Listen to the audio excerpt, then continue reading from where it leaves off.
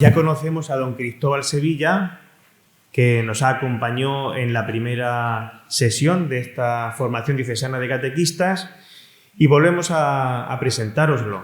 Sacerdote diocesano, párroco de Santo Tomás de Aquino de los Rectores, de aquí de Murcia, doctor en Sagrada Escritura, estudió en dos sitios muy especiales: el Studium Biblicum Franciscanum de Jerusalén y el Instituto Pontificio Bíblico de Roma.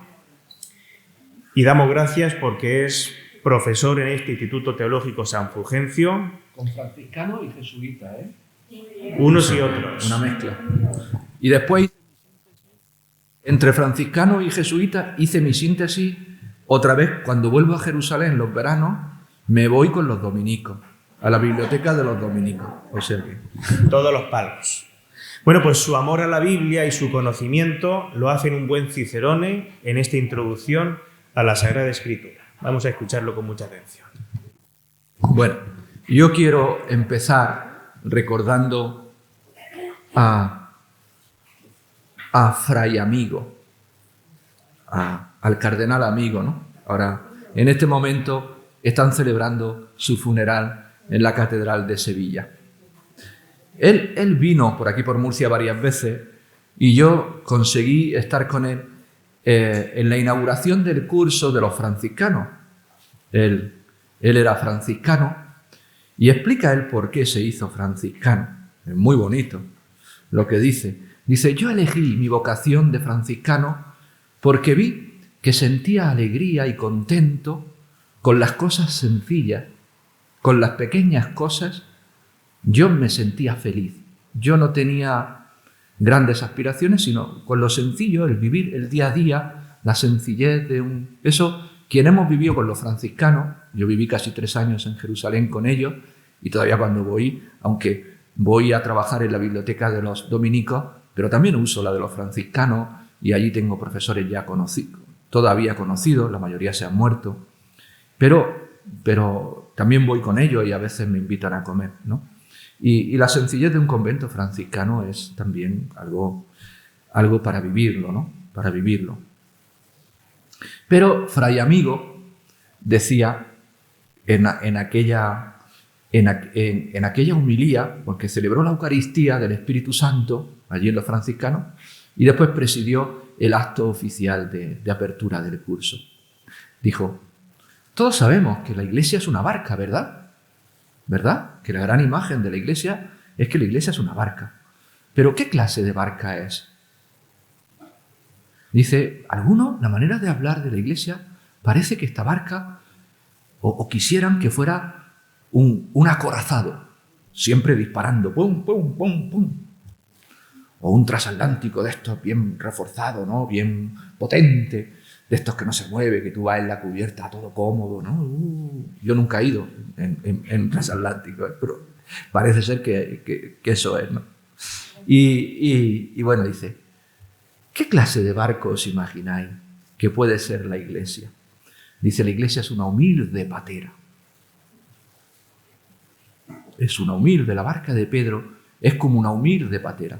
Y es verdad, los que hemos visto barcas allí en el lago de Galilea, pues te lo imaginas, ¿no? No se necesita mucho más para navegar en aquel lago. Incluso ya sabéis que ha salido alguna barca en uno de los kibbutz que rodean el lago. Hay allí una barca que fue encontrada y los israelitas consiguieron sacarla y ponerla en museo. Que aquí tenemos varios percios encontrados. El último ha sido en Águilas, pero ahí tenemos todavía el fenicio de Mazarrón sin sacar. Pero ellos lo sacaron allí, lo tienen en un museo, y uno se imagina cómo eran las barcas de aquel entonces, ¿no? Sí, la barca de la Iglesia es una patera. ¿Por qué lo decía Fray Amigo? Porque se mueve, los vientos le afectan, ¿verdad? Pero es que parece que la Iglesia tendría que ser algo seguro, fuerte, potente, ¡pum! No. Se mueve en medio de las tormentas de este mundo. Pero nosotros le decimos al Señor, ¿no te importa que nos hundamos? Y el Señor nos dice, ¿qué nos dice el Señor? qué poca fe tenéis, confiad, ¿no? Claro que sí, claro. No tengáis miedo, confiad, ¿no? Bien, aquello que dijo Fray Amigo y otras cosas, entre nosotros a veces, y entre cristianos, se le critica o se le ha criticado. Yo nunca entenderé que cristianos que dicen y quieren vivir el Evangelio critiquen en redes sociales e incluso públicamente las manifestaciones de un obispo, de un cardenal, y muchísimo menos del Papa. A nosotros se nos dice, el Señor nos dijo, que primero se lo digamos a él o a ella, y si no a la comunidad. Nadie nos dijo de criticar así de cualquier manera. Ya sabéis el Papa cómo se pone sobre esto, ¿no? Sobre todo cuando las cosas se sacan de contexto, ¿no? Porque Fray Amigo dijo aquello, hablando de la Iglesia con un amor, con un cariño, con una sencillez. Y es verdad. Al final la Iglesia es una humilde patera, porque la confianza nuestra no está en la barca. Sabemos que la barca se mueve en medio de las tormentas de este mundo. La confianza está en el Señor, que va en la proa y aunque duerma, aunque parezca que duerma, su corazón vela, como dice el Cantar de los Cantares, ¿no? Su corazón vela y está atento y no nos dejará. Que sirva estas palabras para recordar a Fray Amigo, al cardenal Amigo. Bueno, ¿quién sabe cómo empieza el Quijote?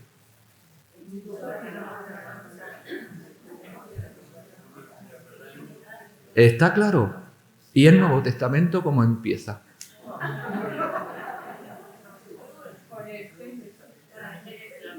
El Nuevo Testamento.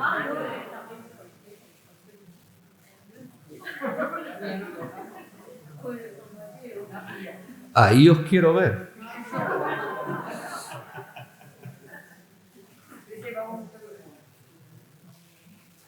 Ahí os quiero ver.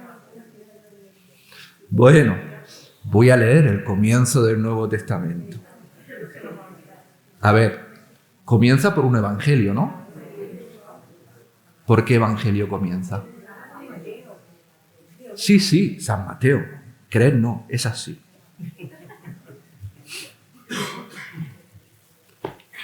Vamos a ver.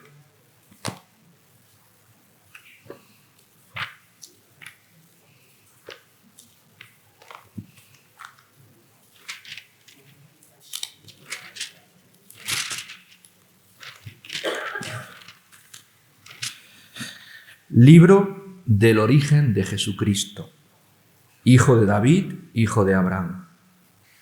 Y comienza la genealogía famosa, ¿no? Abraham engendró a Isaac, Isaac engendró a Jacob. ¿No? Este es el comienzo canónico del canon de las Escrituras. La Iglesia ha querido ordenar el Nuevo Testamento así, con este primer evangelio. Probablemente el primer evangelio que se escribió no fue este, fue el de San Marcos, que comienza, este sí lo sabéis, ¿no? ¿Cómo comienza el evangelio de San Marcos?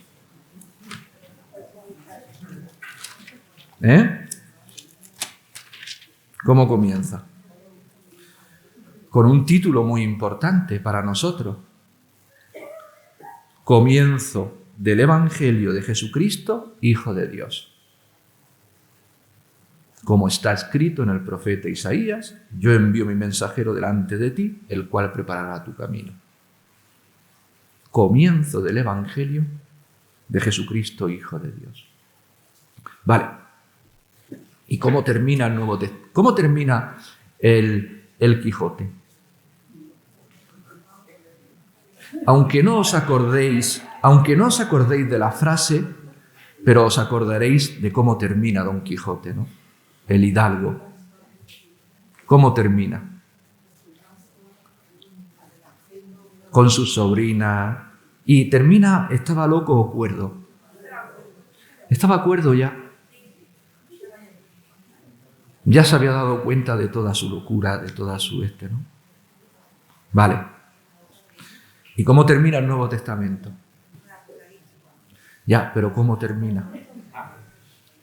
¿Cuáles son las últimas palabras? ¿Eh?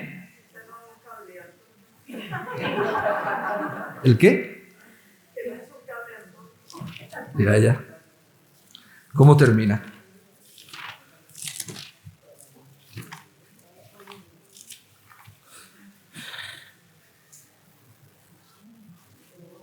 Termina con un diálogo litúrgico, como comienza el libro del Apocalipsis también, es un diálogo. Vamos a ver quién habla en este diálogo. Dice, el espíritu y la esposa dicen, ven, y quien lo oiga, diga, ven, y quien tenga sed, que venga, y quien quiera, que tome el agua de la vida gratuitamente. Yo declaro a todo el que oye las palabras proféticas de este libro, si alguien añade algo a estas cosas, Dios añadirá sobre él las plagas que están escritas en este libro. Y si alguien quita algo de las palabras de este libro profético, Dios quitará su parte del árbol de la vida y de la ciudad santa descritas en este libro. Dice el que da testimonio de estas cosas, sí, vengo pronto. Amén. Ven, Señor Jesús. La gracia del Señor Jesucristo esté con todos. Hablan.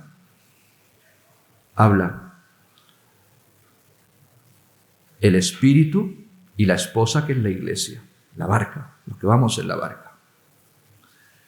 Habla el profeta de este libro, el que ha escrito este libro, Juan.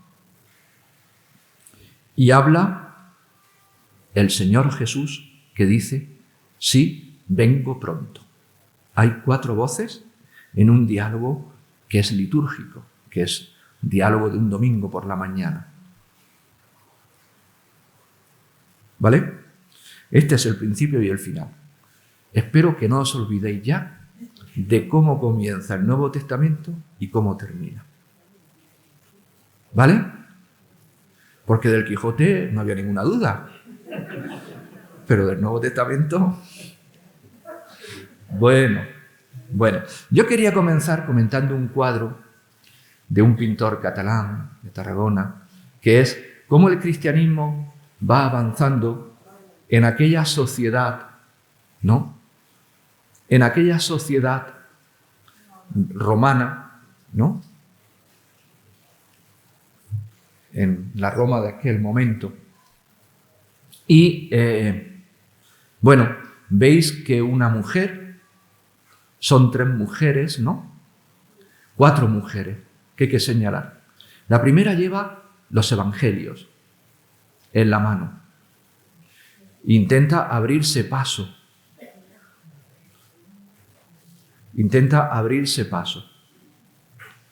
Apaga las luces.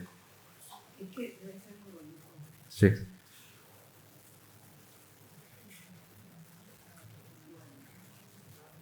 En aquella sociedad romana, pues, donde algunos dan la espalda, otros huyen, otros ven que el cristianismo no va con ellos y que el cristianismo los pone en evidencia, ¿no?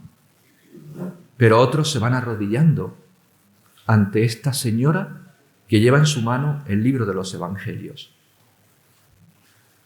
O sea, que el evangelio es el que va por delante. Las palabras de nuestro Señor van por delante, ¿no?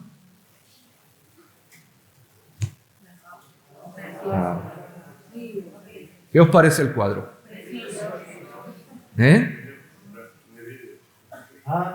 No hay vídeo.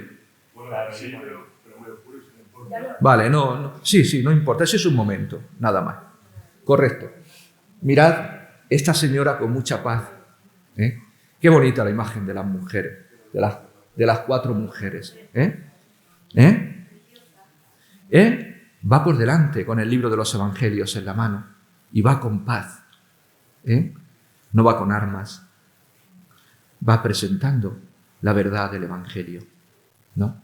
Algunos se arrodillan otros esperan a ver qué pasa, otros están en sus cosas, ¿no? Están en sus cosas, otros miran con recelo, que va por aquí, ¿no? Que es los que se dedican a vivir que la sociedad romana era muy común, ¿no? Los romanos ya sabéis que eran muy crueles y muy supersticiosos. Yo creo que que va por aquí delante, que va huyendo, representa la superstición.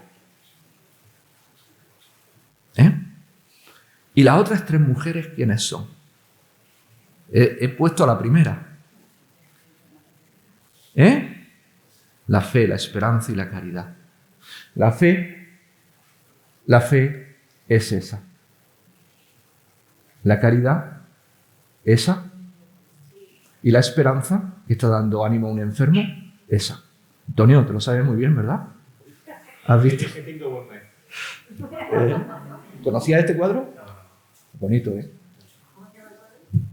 Es de un pintor catalán del siglo XIX. No me acuerdo ahora mismo. Pero vamos, lo buscáis. Es muy bonito. Pero fijaos, como es Roma, es la urbe romana, allí está ¿no? Y fijaos cómo algunos están mirando hacia estas 3 mujeres que representan el cristianismo. Otros están en sus cosas, pero ya están, ¿no veis? Están en sus cosas, pero están. ¿Esto qué representa? La misión de la Iglesia. ¿Veis qué representación tan catequética, tan bonita de lo que es la misión de la Iglesia? Los evangelios, sí, puedes ponerlo ya, por esto. Y puedes pasar ya a la primera. Bien, lo que quiero deciros es que en un primer momento los evangelios no se escribieron. El primer escrito del Nuevo Testamento es una carta de San Pablo, la primera carta a los tesalonicenses, que puede ser del año 55. 50-55. Muy poco después se escribe San Marcos, pero muy poco después. Y lo que hay durante estos 20 años primeros, no está todavía formado, ni muchísimo menos el Nuevo Testamento. No están ni siquiera los evangelios puestos por escrito, tal como nosotros los conocemos ahora. Imaginamos que puede haber algunas colecciones, algunas cosas pequeñitas escritas, dichos de Jesús, palabras de Jesús, y sobre todo está en la memoria de los apóstoles, a través de una predicación muy viva,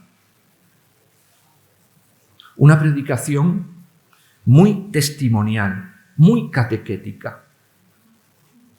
Aquí es donde está la primera catequesis de la Iglesia, que llamamos el querigma, que significa anuncio de una buena noticia. Y de una buena noticia que es creíble. Porque yo lo puedo compartir. Esto que yo he vivido, esto que ha transformado mi vida, esto que me hace superar todo miedo, esto que me hace ir en una barca que se mueve con las cosas de este mundo, con los vientos de este mundo, pero que sé que esta barca está guiada por el Espíritu del Señor resucitado. Y sé que esta barca me lleva a la salvación eterna. Porque Jesús resucitado nos resucitará a todos nosotros. Esta es la gran noticia. Dios ha resucitado a Jesús de entre los muertos. La muerte está vencida y está vencido también nuestras muertes, nuestros pecados. Ni las injusticias de este mundo, ni las situaciones más terribles de este mundo, ni todo lo que pasemos tiene la última palabra. La tiene Jesús, nuestro Señor. A Jesús se le llama el Señor, el Kyrios, el Mará. Si se predica a judíos que hablan arameo, que es la lengua extendida, la lengua hablada entre los judíos de Palestina, es el Mará. Por eso Mará Natá. Señor, venga, ven pronto, ¿no? Así acaba el Apocalipsis. Y si son en los otros lugares donde se habla el griego, Jesús es Kyrios, Señor. A Jesús se le llama Señor. Y a Jesús, y se adora su presencia. ¿Bien? Se adora su presencia a través de la oración. Porque además los cristianos saben orar. Saben orar. Es que en Roma los romanos no saben orar. No se reza.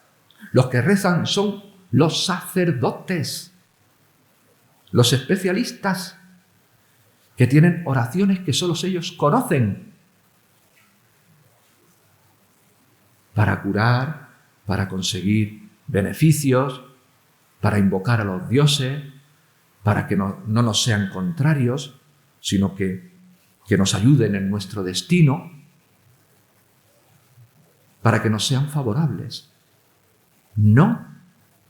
En el cristianismo, cualquier cristiano ora y se enseña a rezar. Y este mensaje es el primero que se anuncia. Pero bueno, se anuncia en primer lugar, se anuncia a un pueblo que sabe rezar, que es el pueblo judío, por supuesto. El pueblo judío sí sabe rezar. Todos son. Cualquier judío es como Abraham o como Moisés, o como Rebeca, o como Esther, o como Ruth, o como Noemí. Saben rezar. Saben rezar a Dios. No necesitan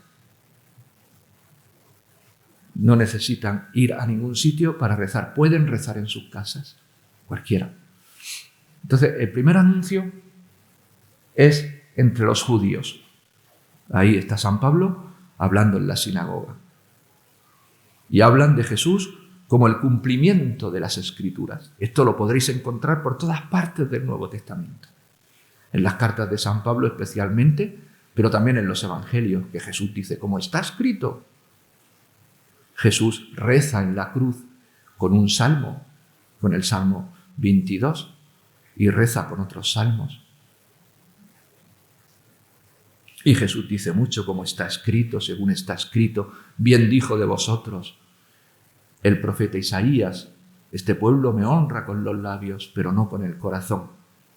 Y Jesús va viendo, Jesús ve el cumplimiento de las Escrituras y se presenta como el que cumple las Escrituras, el que las lleva a su perfección, a su cumplimiento total, a la perfección de todo el plan de Dios, de todo su plan de salvación. Esto lo podréis ver en todo el Nuevo Testamento.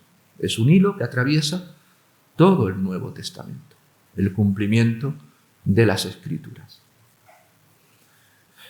Por eso, la primera predicación había que hacerla así. San Pablo va a las sinagogas de todas las ciudades del Asia Menor. Son sus compatriotas. Y a él le dejan entrar en la sinagoga como judío que es. Y puede hablar a los judíos de raza y puede hablar también a los prosélitos, que se les abren unos ojos así, se ponen los oídos los prosélitos. A ver, prosélitos son paganos que no son de origen judío, pero se acercan y quieren conocer al Dios de los judíos, porque es un Dios serio. El judaísmo tiene un monoteísmo austero, sencillo, creíble. Los dioses romanos pues son dioses del Estado. Sí es verdad que nos dan de vez en cuando alguna taja de carne en los sacrificios que hacen y en las fiestas, ¿no? El pan y circo de Roma, ¿no? Pues sí, nos beneficiamos de todo eso, pero poco más. Nos sirven más que para el folclore y para mantener la ideología del Estado, del imperio. Pero el Dios de los judíos es un Dios al que al que incluso los mismos emperadores y los grandes generales romanos le tienen. Ya sabéis que en Roma la superstición llega a unos niveles enormes. La crueldad y la superstición.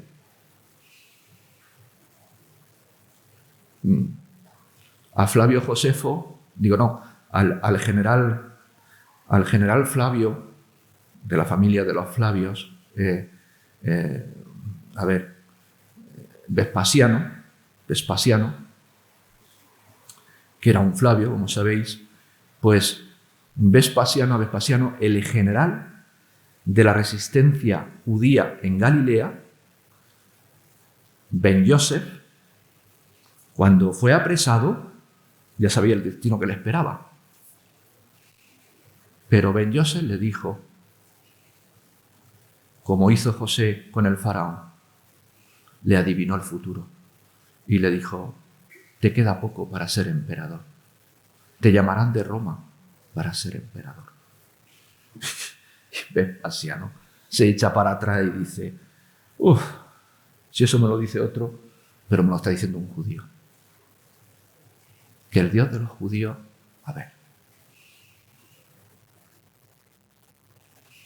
le perdona la vida. Es más, adivinó Ben Yosef. Y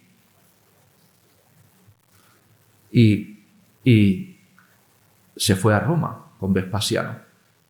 Se cambió el nombre y se llamó Flavio en honor a la familia de Vespasiano, que eran los Flavios, y se fue a Roma para que lo nombraran emperador y dejó para que terminara la guerra contra los judíos a su hijo Tito, que ya sabéis cómo acaba la historia, acaba destruyendo el templo. Estamos en el año 70 después de Cristo. Y Flavio Josefo, así se llamará a partir de ahora, pues se dedica a escribir la historia de su pueblo, alimentado por la mesa del emperador. No solamente no lo mató y le perdonó la vida, sino que ya cuidó de él toda su vida. Bueno, el misterio del Dios judío, ¿no? Eso los romanos lo saben, le tienen por eso, les da un poco de yuyu. No lo acaban de creer, pero A ver qué pasa con este Dios de los judíos. Y bueno, pues esto es. Pablo va a las sinagogas y habla con ellos. Y allí, pues, claro, están los proselitos. Y cuando Pablo dice, no, es que con Jesús ya no hay diferencia entre judíos y griegos, entre hombre y mujer, entre esclavo y libre. Todos somos unos en Cristo, todos somos hermanos en Él, hijos de un único Dios. Dicen los proselitos. Porque hasta ahora sí, el Dios judío, sí, muy creíble, pero nosotros somos el pueblo elegido, Y nosotros somos el centro de todo. Aquí no hay ningún centro en nadie. El cristianismo está llamado a una fraternidad de hermanos. En el cuadro anterior hay dos abrazándose. Un esclavo negro, un plebeyo y un patricio. Están allí detrás. Atrás están. Sí. La fraternidad. Nos hemos olvidado de la fraternidad. Pero la fraternidad no va por delante, va atrás. Porque quien no vive desde el Evangelio la fe, la esperanza y la fraternidad, la fe, la esperanza y la caridad, no puede vivir la fraternidad. La verdadera fraternidad cristiana se basa en las tres virtudes teologales. Están atrás. O sea, fíjate en ese detalle también del cuadro. Bien, esto es fundamental en todo el mensaje del Nuevo Testamento. San Pablo primero a las sinagogas a hablar del cumplimiento de las Escrituras. Sí. Pero también va a hablar a la gran universidad, a la Universidad de Oxford de aquel entonces, al Areópago de Atenas. Y allí, pues, habrá quien le diga, habla de resurrección de muertos, tira. Pero habrá alguien que se convertirá, que será Dionisio y el Areopagita. Y fijaos que hay un tema muy bonito. La frase está en el libro de Josué, pero también está en el libro de los Hechos de los Apóstoles, y también se ve detrás de la conversión de él. No era un catedrático el que se convirtió, el primero que se convirtió y que se hizo cristiano. Era el portero de la universidad. Era el Areopagita, ¿no? El que se encargaba un poco del Areópago, el lugar allí de encuentro de las distintas ideas que confluían en Atenas y todo eso. Mi familia y yo. Se convirtió él y su familia. Esto y su familia y su casa, oikia es casa. Esto es muy importante. Mi casa y yo serviremos al Señor. Seremos del Señor. ¿Por qué? Porque el Señor nos llevará a la vida eterna. El gran anuncio es la vida eterna, ¿eh? Pero esa vida hay que empezar, que está en el Evangelio, hay que empezar a vivirla ya aquí, desde la fe, la esperanza, la caridad y la fraternidad.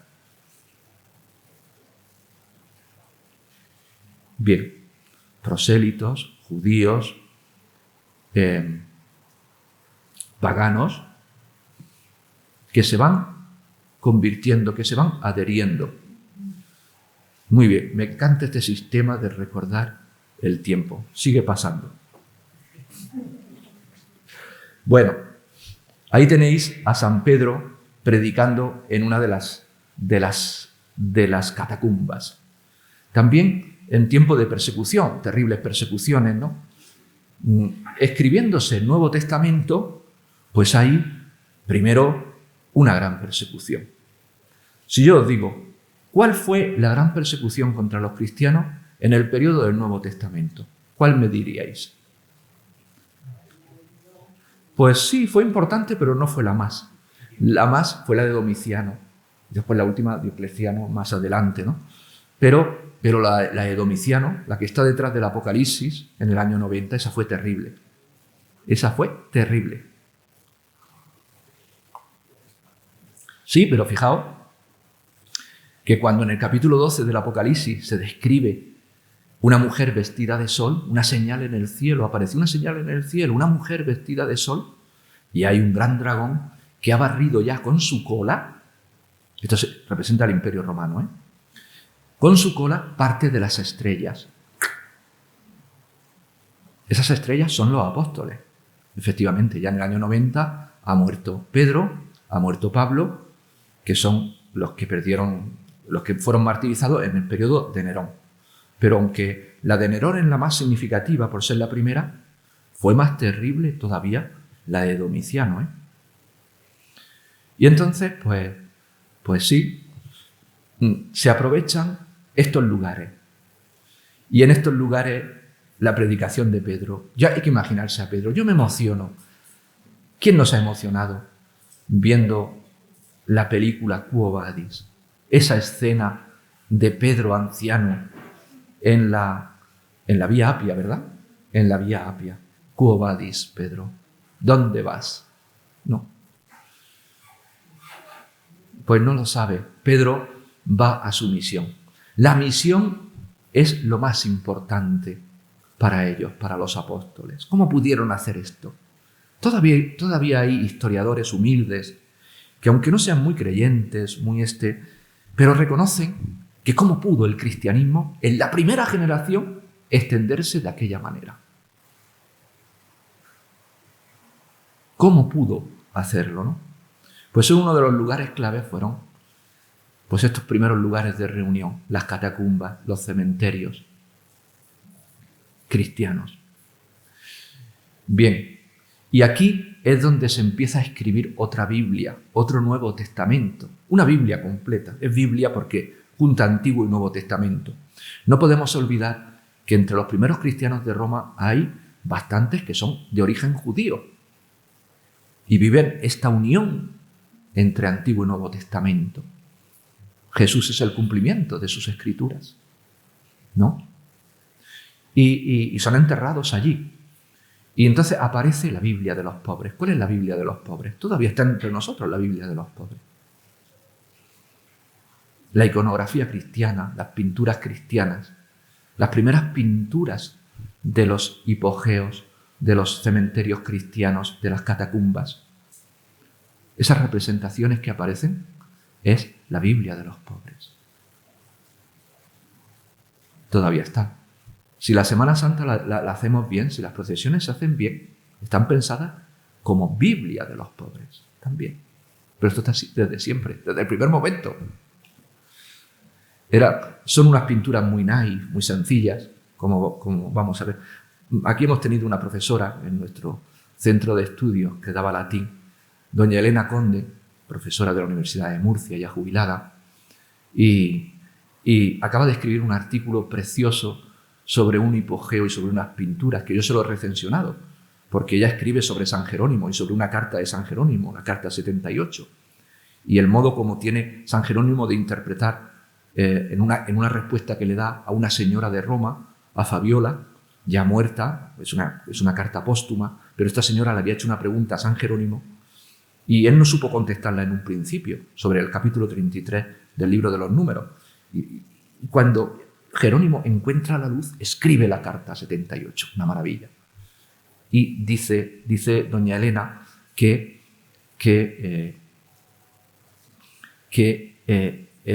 el modo, esas representaciones pictóricas de esa catacumba romana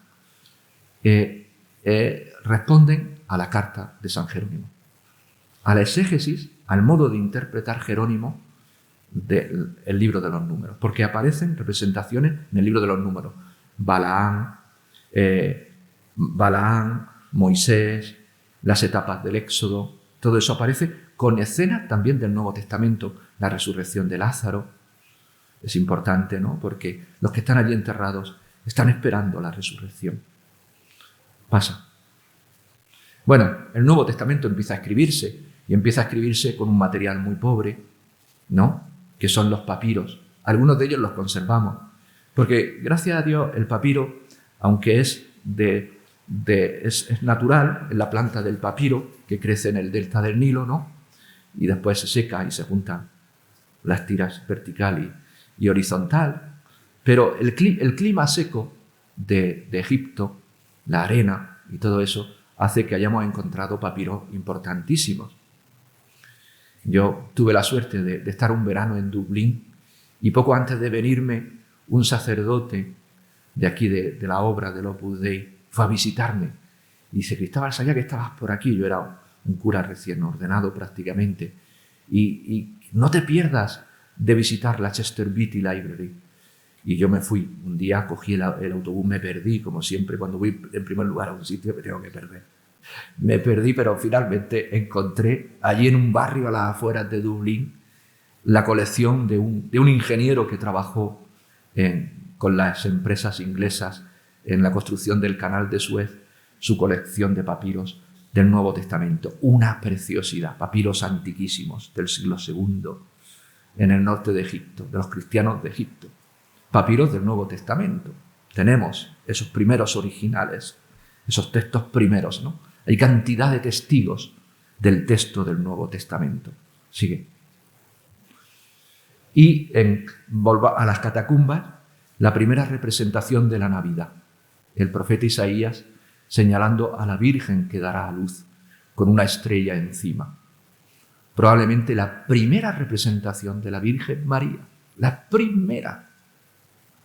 No hay otra más antigua que esa. Cuando dice la Virgen está encinta y dará a luz un hijo, le pondremos por nombre, ahí está el profeta Isaías, Antiguo y Nuevo Testamento, con la estrella encima. Sigue. Bueno, esta cristiana, Dionisa, con unos ojos preciosos, ¿no? Pero rezando. La actitud de oración no es sacerdotisa, es una cristiana que por el bautismo somos sacerdotes, profetas y reyes. Casi nada. Sigue. Fijaos, los lugares de muerte, un lugar de muerte como es un cementerio, como es una catacumba, qué pintura tan tan bonita, cómo se representan los colores, cómo se le da ese colorido, ¿no? Están muy deterioradas, por eso algunas catacumbas están completamente cerradas. La que estudia doña Elena, a esa no se puede entrar, porque es la única manera que tienen de conservar esas pinturas. Ahí tenéis una representación del Buen Pastor, que es una de las imágenes más representadas en las catacumbas. Sigue. Y el profeta Jonás, Antiguo Testamento, al que yo le tengo tanta estima, ¿no? El profeta Jonás, salvado de la... no pidáis la ballena, ¿no? La ballena ya, no la hemos imaginado nosotros después. Pero el texto bíblico del profeta Jonás dice un gran pez, porque en Jonás todo es grande.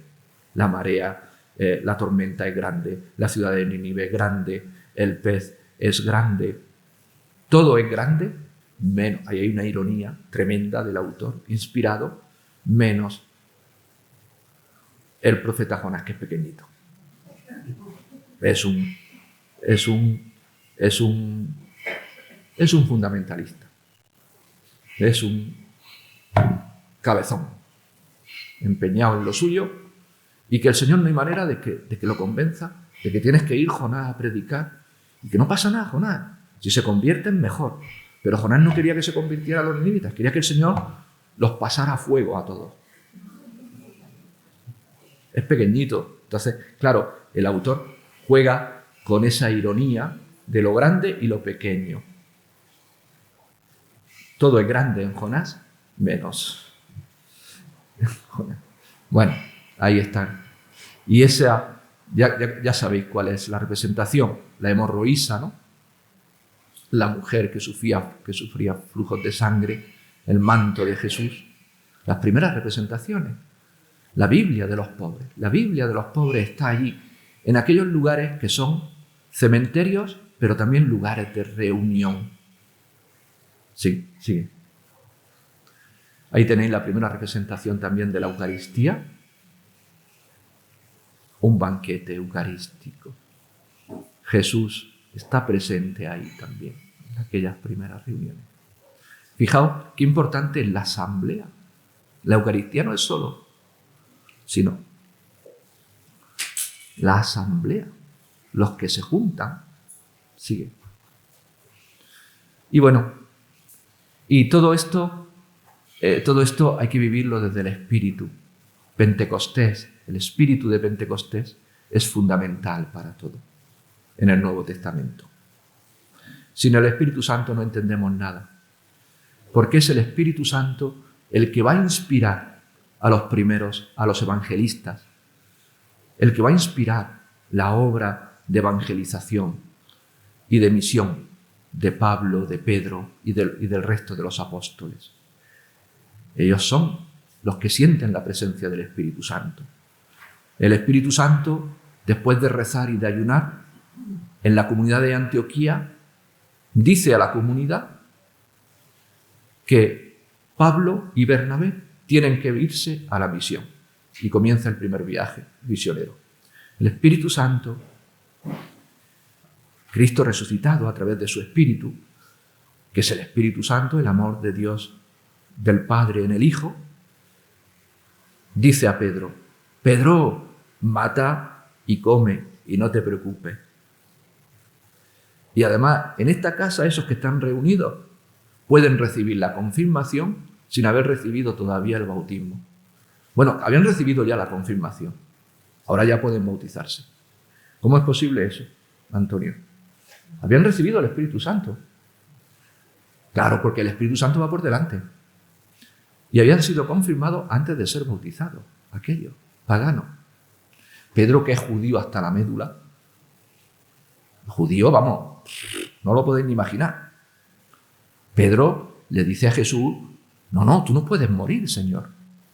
Cuando Jesús anuncia su pasión y muerte, y Jesús le tiene que decir: vete para atrás, va de retro, no vayas delante de mí. ¿Por qué le dice Pedro eso? Porque Pedro es judío y un Mesías no puede fracasar. ¿Cómo tú, siendo el Mesías, porque además Pedro ha visto que Jesús es el Mesías, dichoso tú, Pedro, porque eso no te lo ha dicho la carne ni la sangre, eso te lo ha dicho mi Padre. Pero por eso mismo, Señor, que tú eres el Mesías, tú no puedes fracasar. Eso está en la mentalidad de un judío, está, el Mesías no puede fracasar. Entonces, pero Pedro, no vayas por delante de mí, tú vete para atrás. Eso es lo que significa va de retro. Que tú piensas como Satanás, no como Dios. Y ahí está la inspiración de los primeros escritores cristianos, de los evangelistas, de Pablo y de todos los escritores hasta el final del siglo I. El Nuevo Testamento va desde el año 55 hasta el año 120, 130. Algunos escritos finales, como la segunda de Pedro y algunas otras cartas, pues pueden ser de la generación subapostólica, es decir, de los discípulos de los apóstoles. Pero la generación apostólica han hecho ya toda una obra en el Mediterráneo impresionante. Esto impresiona a muchos historiadores, como os he dicho. La verdadera catequesis cristiana ha llegado a mucha gente. Esta mucha gente son en su mayoría gente muy pobre y muy sencilla. Un anticristiano, Celso, decía eso. Si es que el cristianismo no está lleno más que de chusma. Pero sí, seremos lo último de la sociedad, pero somos los que queremos, los que nos sentimos salvados y queremos seguir ofreciendo la salvación con los evangelios por delante, con la fe, la esperanza, la caridad y la fraternidad de todos, sintiéndonos hermanos del único Salvador, de Jesús, el Cristo, el Señor, el Mesías. Gracias.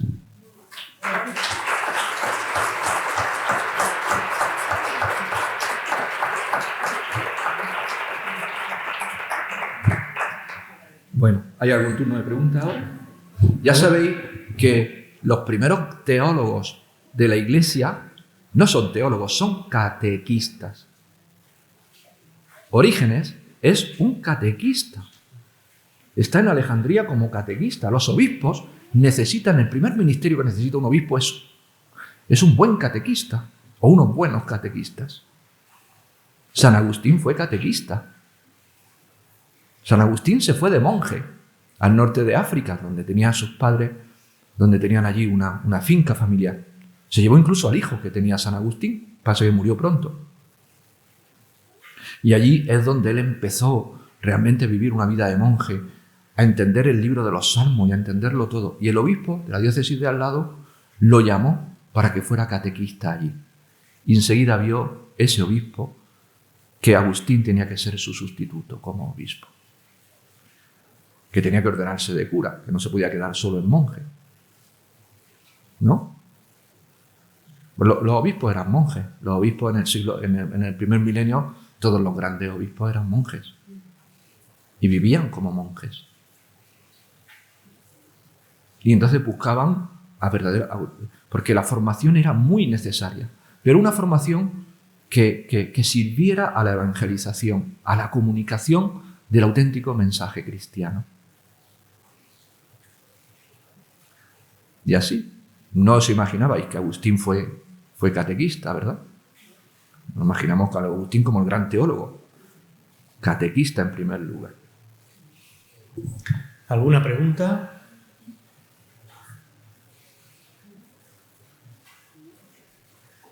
Pues sí.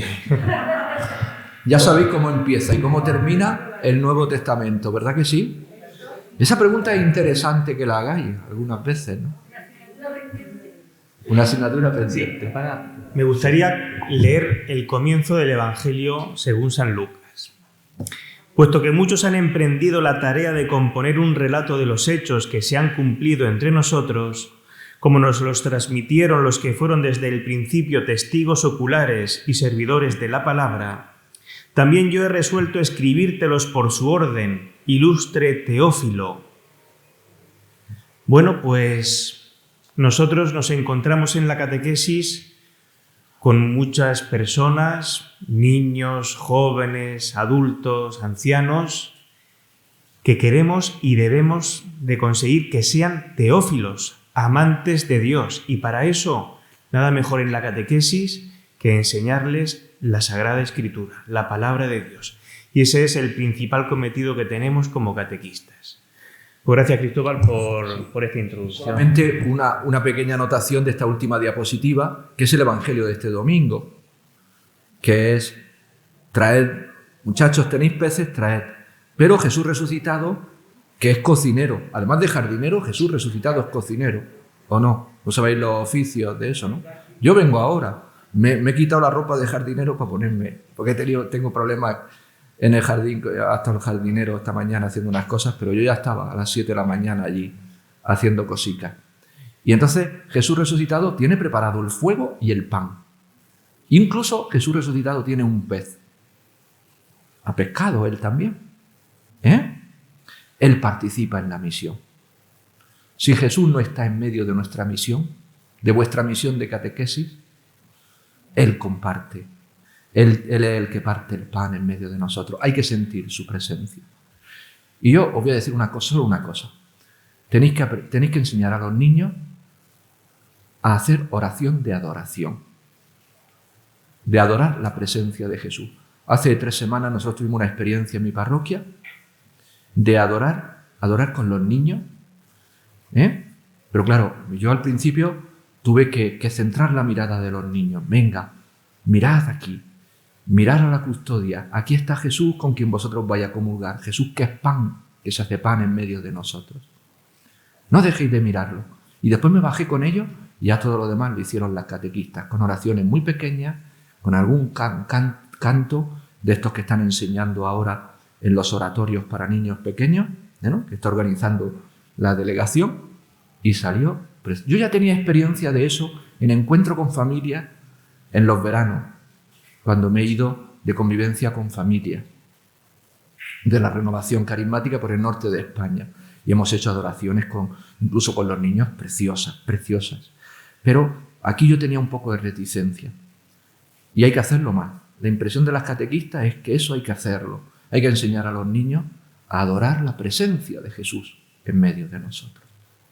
A sentirla, a sentir su espíritu, a rezar. Todos rezamos. ¿Habéis visto ahí a Dionisia en las catacumbas? Todos. Es lo mejor que podéis enseñar. Gracias.